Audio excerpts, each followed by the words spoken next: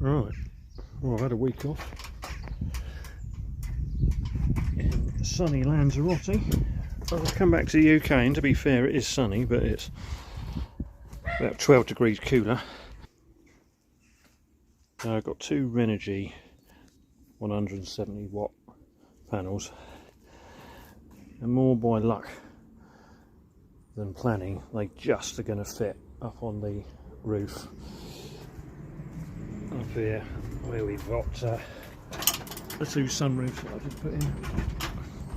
So one there, one there, and yeah, I might end up getting a little bit of shade coming from that fan when it's up,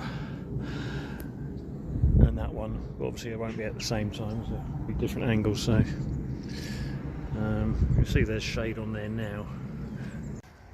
So yeah, I don't think it's going to be a problem in summer. The sun will be much higher. And anyway, doing it. That's the space that I've got.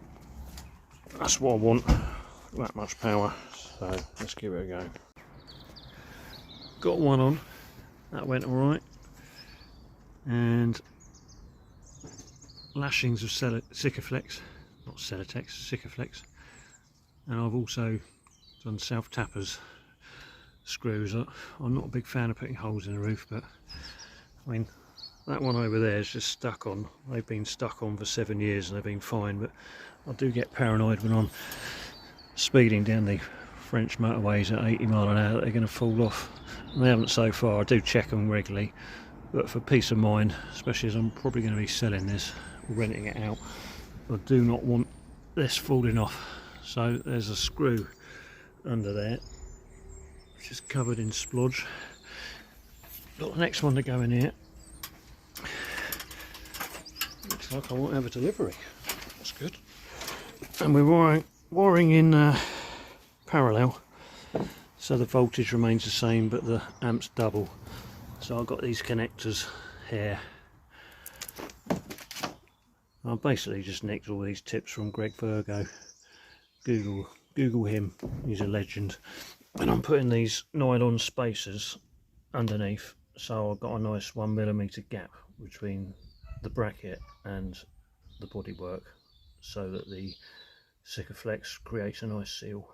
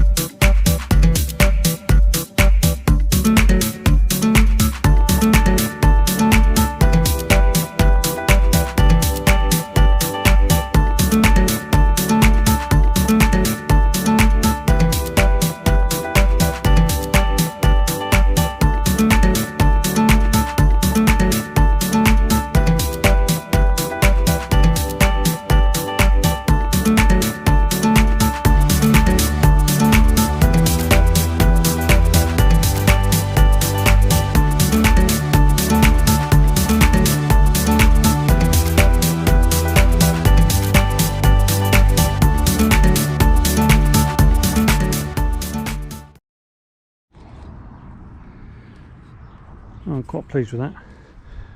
Looks pretty good. So connected the leads all up. Now they've got to come down into the fan. And at the start of the build I pointed out I had a couple of holes in the ceiling, in the roof, and I think previous people had a light up here, so it makes sense to make another hole in the same place. And I can cover that up, tidy it up a bit. So I'm going to put the gland there, get the wires going down in, drill another hole.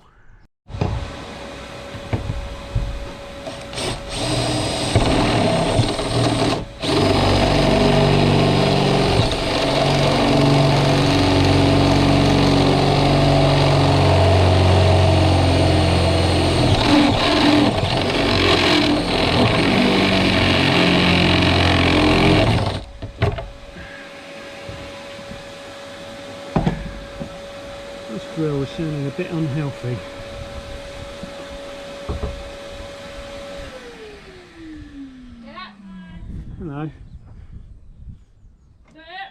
Yeah, that's it. You can turn the hoover off now.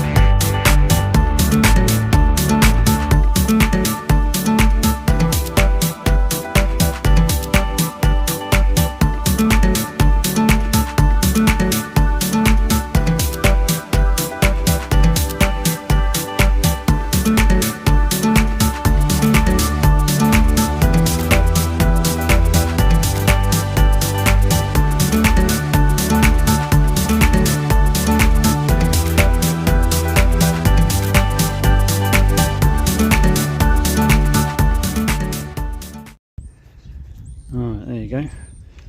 Got the wiring in place. Waterproof gland on. Sealed up with Sikaflex. These wires I'll tidy up another day. Wait for everything to go off, go hard. And then that marker pen mark is a little bit irritating. I thought that was going to come off with White Spirit, but it didn't.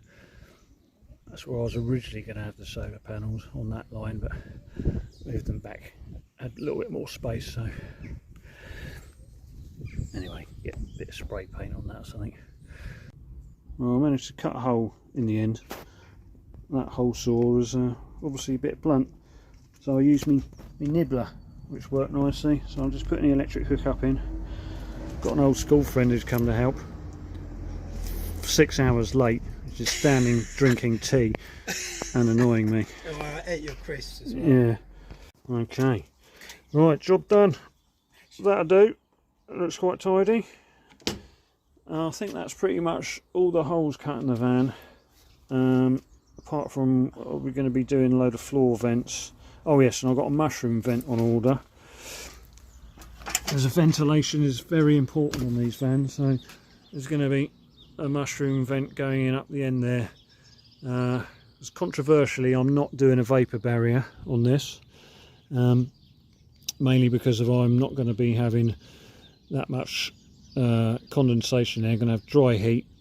I'm not having gas cooking, it's going to be a diesel cooker, so there shouldn't be that much damp getting in there. And I've also lined it with a Dodo liner, which we've already spoken about, which is pretty good. So I don't really want a vapour barrier because I don't want to trap water in.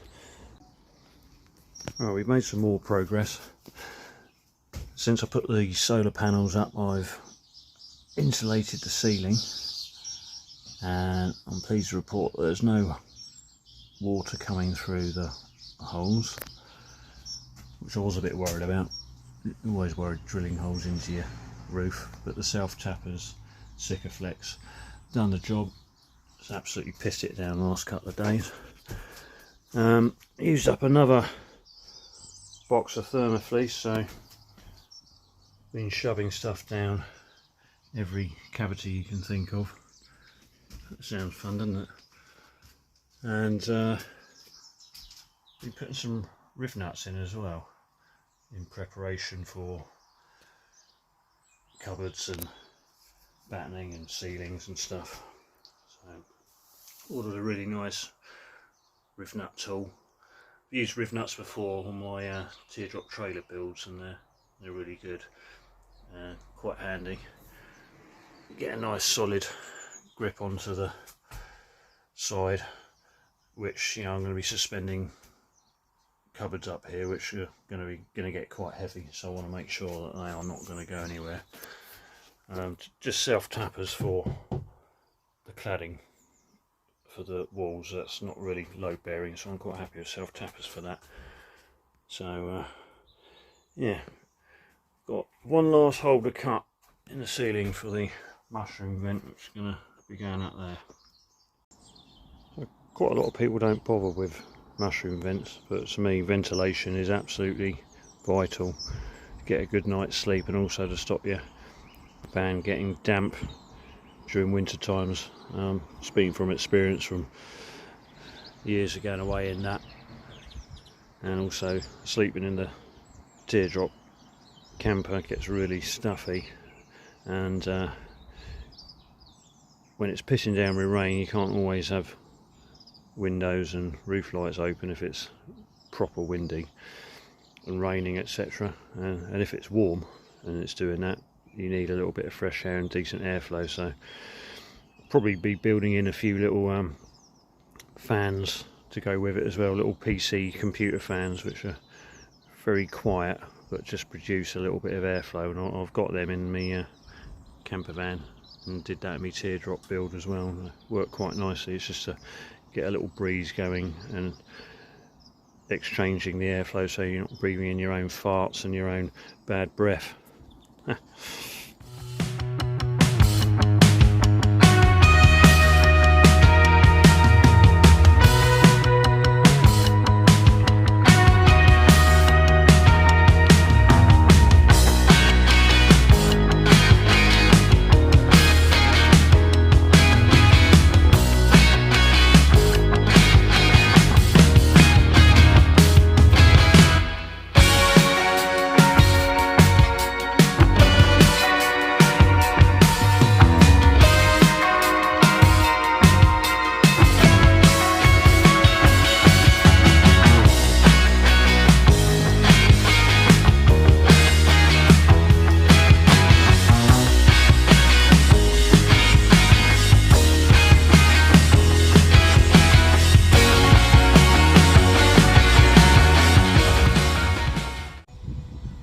Done, pretty straightforward. It suddenly occurred to me I haven't actually explained what the layout's going to be. So very briefly, going to be L-shaped kitchen here, so worktop here, and then across to here, so in an L, keeping the bulkhead in with a window so get some daylight in from the cab. Going to be full length overhead cupboards along the top. So there'll be clothes up here and kitchen stuff here. There'll be diesel hob here, cupboards and drawers, fridge underneath the worktop here, so quite a nice decent kitchen, and that'll be overhead cupboard for bedding. And then we'll have a U-shaped lounge in here, so you'll be able to walk to about here. So then there will just be a sofa in a U shape going round to here, which will then fold out to a double bed. Be one of those spinning tables go in the middle. That will be the insert for the bed, turn it into a double. And then here, the reason I've got that water pipe there is I'm going to be having a pop-up shower there. So the toilet is going to be hidden underneath the seat, and there will be a shower tray in there. And if you, I know this sounds ambitious, but I'm going to try and mount some hooks in the ceiling, which will then be able to take a shower curtain.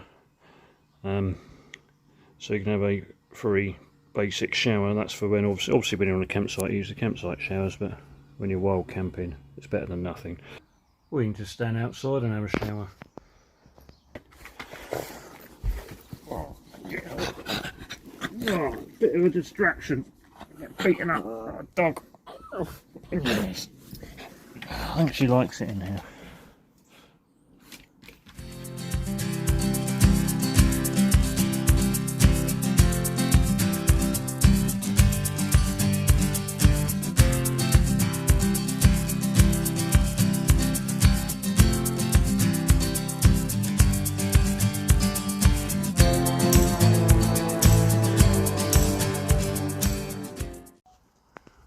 There you go, riv nuts in. Pretty straightforward. I pulled out the insulation to do the drilling. You might have seen. You don't want to wrap your drill around that. you're going to end up snapping drills. So I need to fill this up now. I've just got a little bit of fleece to put in the cavity, and this is the last cavity to fill up.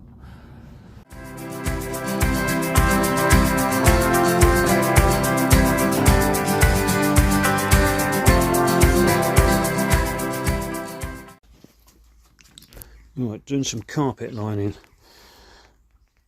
just on the door pillars. It's a tidy solution for the transition between the ceiling and the cladding and the metal frame, and it was tatty paintwork there before, so I needed something. You can get plastic panels, they're 300 quid. Oh, I'm not paying 300 quid. So this was quite a cheap solution, so putting on some neoprene foam first over the paintwork, and then the carpet lining after that. You can see covered it with aluminium foil tape behind, and that's all insulated. So anyway, I'm quite pleased with that. That's come out all right.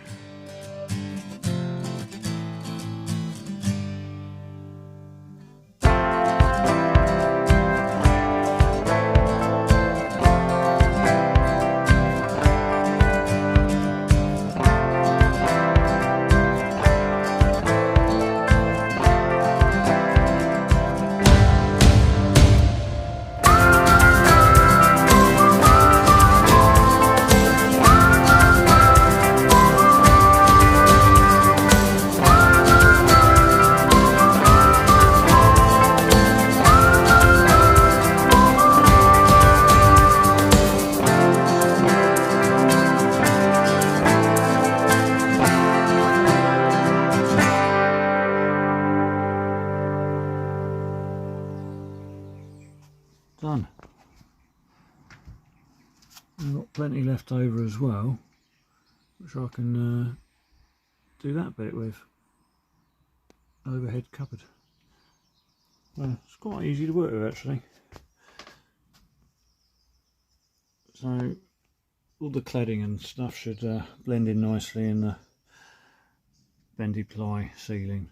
So I'm hoping that I've covered enough of the white stuff. We shall find out soon. Job done. Working by torchlight. Anyway, that's carpet lined. I do. Still got to figure out how I'm doing the cupboards. But tidy that up after. But I should be able to hide all of that with woodwork and trim. Final stage of insulating today, and I'm glad it is. Bit sick of it, to be quite honest. Very tedious, and I've actually broken it up into different days. I couldn't just do 2 or 3 days of solid insulating, boring. Anyway, got another mate coming round to see what I'm up to.